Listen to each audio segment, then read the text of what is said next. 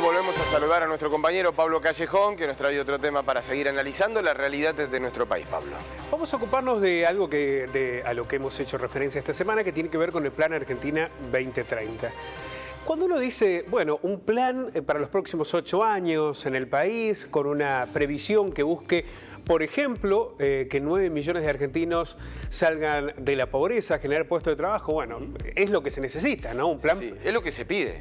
Y es lo que se pide, claro. Imaginar a la Argentina para los próximos años, no vivir solo de la coyuntura, no quedarnos solo en la urgencia permanente, pensar un acuerdo político, social y económico que nos permita mayor normalidad, más previsibilidad, más respaldo institucional a las políticas que se asoman. El problema son las que, naturalmente, se puede pensar a futuro sin despejar lo que implica las urgencias permanentes que tiene hoy el país. Bueno, eso es lo que parece ser el principal obstáculo para, por lo menos, generar optimismo, ¿no?, sobre esta referencia. La Argentina tiene más del 40% de gente en la pobreza, tiene niveles de inflación que podrían alcanzar este año el 60%. Si esto no se resuelve... Sí, ¿cómo hacer para pensar en el 2030? Claro, ¿cómo hacer para imaginar inversiones, previsibilidad, generación de puestos de trabajo, aumento de la producción y de las exportaciones cuando tenemos esta coyuntura? Sí. ¿No? Bueno, le fue difícil a Culfas, el ministro de Producción, intentar explicar en el contexto en que se está lanzando este programa, ¿no? Porque mostraba números macroeconómicos de crecimiento y decir, bueno, este es el momento que tenemos como para estar presentando este proyecto de aquí a 8 años. Y además hay un elemento que es central, Mariano, en el escenario que vive hoy el país. Hay una alianza gobernante que está en crisis. Sí. ¿No? El Frente de Todos vive en una contradicción entre las políticas que busca impulsar el presidente Alberto Fernández y las que prefiere un amplio sector, porque es el que tiene un mayor caudal de votos, que está relacionado con la vicepresidenta Cristina Fernández de Kirchner. Si no se logra ese consenso interno, ¿cómo vamos a imaginar que se puede alcanzar ese acuerdo externo?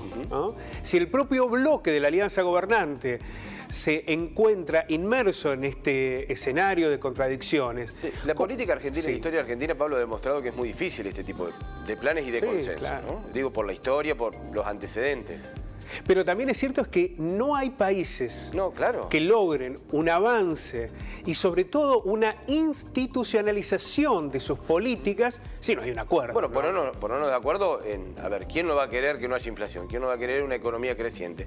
¿Quién no va a querer puestos de trabajo? Bueno, al menos en eso, ¿no? Pongámonos de acuerdo.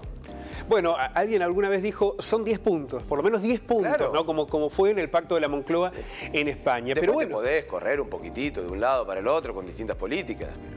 Cuando se logra, cuando se alcanza ese respaldo institucional, es más difícil que vayamos de un lado al otro de la vereda y terminemos cayéndonos en la cuneta. Pensemos, por ejemplo, en Chile o en Uruguay, que han tenido antagonismos, ¿no? Sí. Chile lo tuvo con gobiernos de izquierda o gobiernos muy de derecha. Sí. Uruguay viene de muchos años del Frente Amplio y ahora gobierna la centro-derecha. No quiere decir que los modelos chilenos y uruguayos sean los modelos a imitar. A lo que nos referimos es que el cambio de gobierno no implica un cimbronazo que genere que uno deba pensar que se está construyendo o fundando un nuevo país. Bueno, y te voy más al norte, ¿no? Ni que hablar Estados Unidos, por ejemplo. Claro. Que va y viene, pero que tiene una regla que se maneja dentro de ese margen de un lado hacia el otro. La institucionalización de las políticas es lo central y para eso se requieren acuerdos. Pero vamos a ver, ¿de qué se trata este Plan 2030? Tendrá la tarea de diseñar una hoja de ruta, según dice el gobierno, concreta y realista para los próximos años que genere certidumbre en los actores productivos. Principales objetivos, a ver, en 8 años. Generar 2 millones de puestos de trabajo asalariados formales en el sector privado, reducir en 9 millones la cantidad de pobres. Hoy se conoce la pobreza, hoy se conoce, y será un número todavía mentiroso, ¿no? Porque si uno suma lo que han sido los primeros 3 meses del año, seguramente vamos a tener niveles de pobreza más altos. También busca crear 100.000 empresas formales.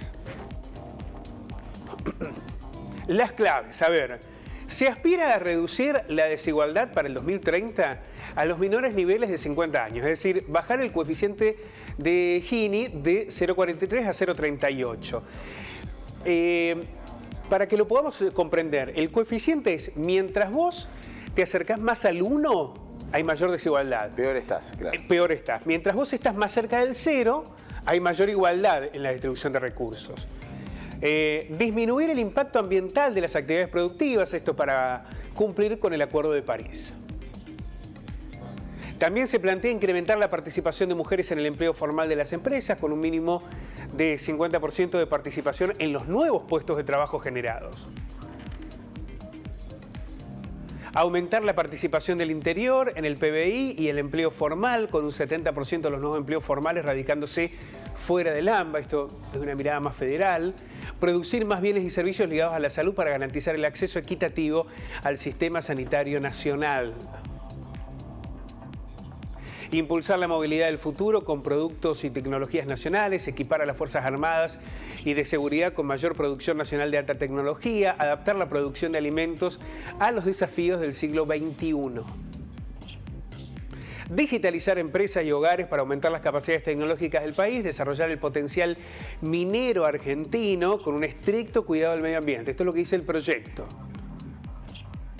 Modernizar y crear empleos de calidad en los sectores industriales tradicionales, duplicar las exportaciones para hacer sostenibles las mejoras sociales y económicas. Bueno, cuando uno ve estas premisas que parecen surgidas de una carta de buenas intenciones, es muy difícil que alguien diga no estoy de acuerdo, ¿no? Se puede discutir, no sé, la minería, por ejemplo. Pero en realidad es muy difícil decir no estoy de acuerdo con esto. Ahora, ¿cómo se va a alcanzar? ¿Cómo se va a dar ese acuerdo?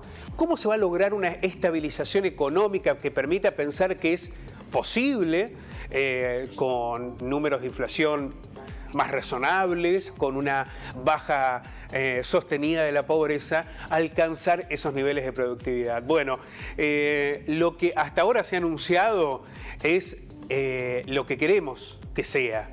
Lo que falta saber es cómo lo van a hacer. Gracias, Pablo. A ustedes.